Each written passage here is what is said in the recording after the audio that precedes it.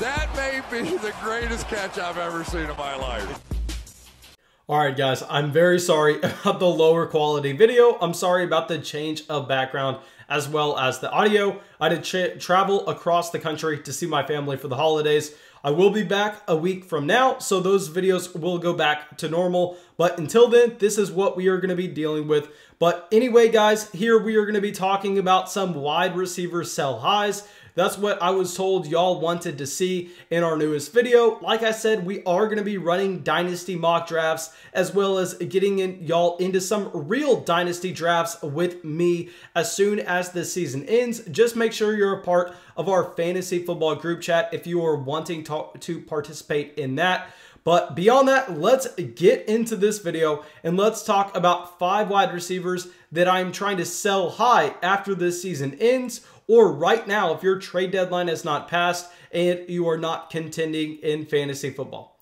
Okay, so our first wide receiver that we're going to talk about is an obvious one in my opinion, and this is going to be Adam Thielen.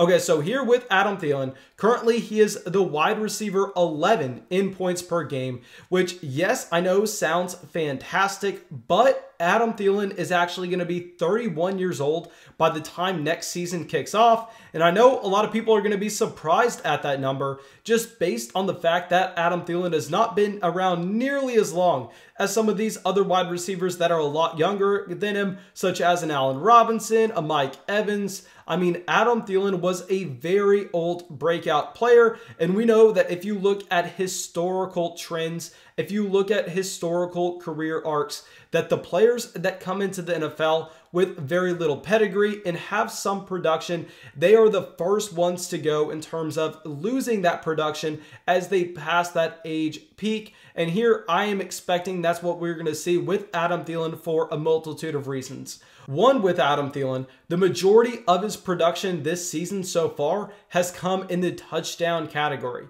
And now I know this is a little bit predictive based on the fact that the Minnesota Vikings really like to use Adam Thielen once they get down there to the red zone. But we know on a general basis, touchdowns are the most volatile thing that we see year to year in fantasy football, where it's a little bit easier to project how many targets a wide receiver is going to have, what their target share is going to be, what their yards per target should be, rather than their touchdown rate in their offense. So generally, it's always a good idea to sell the players coming off a very high touchdown rate, just because it's going to be very hard for them to sustain that going into the next season. I mean, very easy example to make here would be a Lamar Jackson, where he had a decent 2020 football season, but it was nowhere near to what we saw in 2019. And that's because that touchdown rate in his offense completely crashed. Here, I think we're going to be seeing the same thing with Adam Thielen, combined with the fact that Justin Jefferson just put up one of the most impressive rookie seasons of all time. Guys, if you don't believe me on this, literally, I've run multiple, I don't want to call them studies, whatever it is, but you look throughout NFL history and you look at yards per target, you look at receiving yards per game, you filter those two together with Justin Jefferson's numbers his rookie season. He has been by far and away the most efficient rookie wide receiver of all time.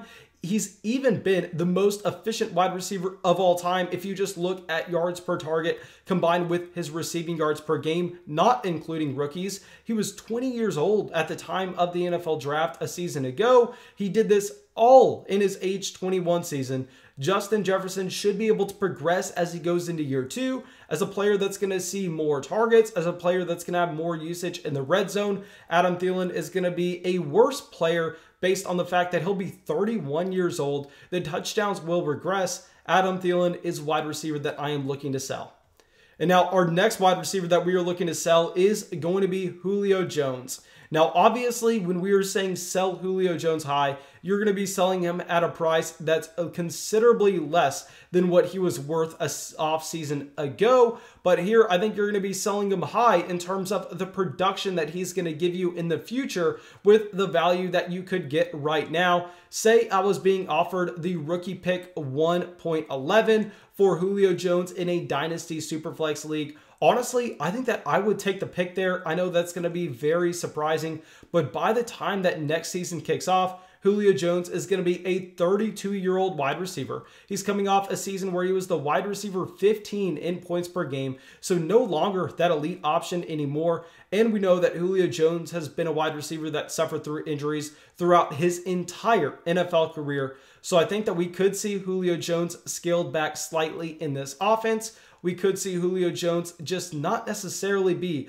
what he has been for the past decade. I mean, one of my favorite wide receivers of all time. I think that we are going to be ordering a Julio Jones jersey this offseason just out of respect for the guy. But I mean, here it sucks. I think his career is coming to an end. I think we're going to see the AJ Green fall off in 2021. If you can reset the clock and get a first-round rookie pick this season, any first-round rookie pick in a Superflex league is something that I would take.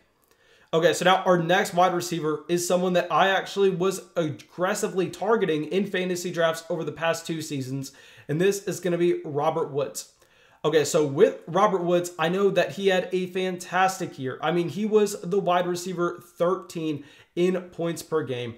I mean, absolutely incredible with how Sean McVay decided to use him in this offense. He continued to get him rush attempts. He continued to put the ball in Robert Woods' hands. But the problem here is, I mean, if you look at that contract extension, Robert Woods is almost guaranteed to be a cut off this roster in 2021. So I am assuming that Robert Woods will have his last year with the Los Angeles Rams in 2021. And we can easily see that the Rams decided to draft his replacement in Van Jefferson in the 2020 NFL draft class in the 2nd round, the same round that teams were taking Chase Claypool, Laviska Shenault, and other wide receivers like Denzel Mims. I mean, Van Jefferson was taken there as well. And obviously, Van Jefferson is nowhere near the talent of those wide receivers. But what that shows us is the team investment and the team's plans for the future. I mean, Robert Woods literally has like $500,000 of dead cap after 2021, and they would save a considerable amount of money by cutting them. And they just signed Cooper Kupp to a long-term extension as well. So here with Robert Woods, he's going to be 29 this next season. He does look like a player that's going to be off the roster 2 years from now. I think this is going to be the time to sell him before people are looking at that major drop-off like we are seeing with a Julio Jones. Okay, so now our next wide receiver that we're going to talk about is going to be a Tyler Boyd. And now I know a lot of people are going to be surprised with me bringing Tyler Boyd up here, as he is only 26 years old. But we saw such dominance from T. Higgins in 2020, where I think that we can safely say that T. Higgins is going to be the alpha wide receiver in Cincinnati. And what we also know is this 2021 draft class for wide receivers is going to be an extremely strong class. And we have AJ Green and John Ross most likely both leaving this offense in 2021. So that is going to create a giant hole at the wide receiver position for the Cincinnati Bengals. They should have a top pick. They should be in the range of a Rondale Moore. And if they decided to go in that direction, which I think is entirely likely to give Joe Burrow yet another option for this offense, Tyler Boyd, yes, is going to be a talented NFL wide receiver, but we know the reason that Tyler Boyd has been a fantastic PPR option through the past 3 years has been the volume that he has seen in the Cincinnati Bengals offense. Not necessarily because he's hyper efficient with the targets, but mainly because he was the only show in town and he was just getting force-fed targets. I believe in 2019, he was actually the 7th wide receiver in terms of total targets. So here with Tyler Boyd, I think the volume's going to go down. He should be in the peak of his NFL career, but I think that T. Higgins is clearly the wide receiver one ahead of him. And I think the Cincinnati Bengals offense decides to bring in someone else. Even if they don't want to do it in the draft, they could easily bring in a free agent like a Curtis Samuel, and I think that would make so much sense. Okay, so now our last wide receiver that we're going to talk about is someone that I honestly like, but DeVante Parker. I mean, DeVante Parker this season was the wide receiver 43 in points per game. He is going to be 28 when we start next season. And we know that Preston Williams, once he is healthy in this offense, looks like a fantastic talent. It sucks to see Preston Williams suffer injury after injury, But going into 2021, we're going to be seeing the Miami Dolphins try to run a game management type system with Tua, as well as a good defense. And we know that this is going to be a team that is likely to bring in another wide receiver in 2021. We're going to have Preston Williams coming back and healthy. So I really don't think that DeVante Parker is going to be getting that elite level usage. He should have been playing in his peak season in his age 27 season, and he really did not come through with the production that you would want to expect from the alpha wide receiver. So here, I think that he is going to be another candidate to sell this offseason before the Miami Dolphins decide to bring someone else in. All right, now, thank you guys. I really hope y'all enjoyed this video. I really hope y'all got something from it. As always, if y'all did, go down there, drop that like, leave that comment, subscribe to the channel. It really, really helps us out. And yeah, that's all I got for y'all. I hope I'll see y'all with the video tomorrow.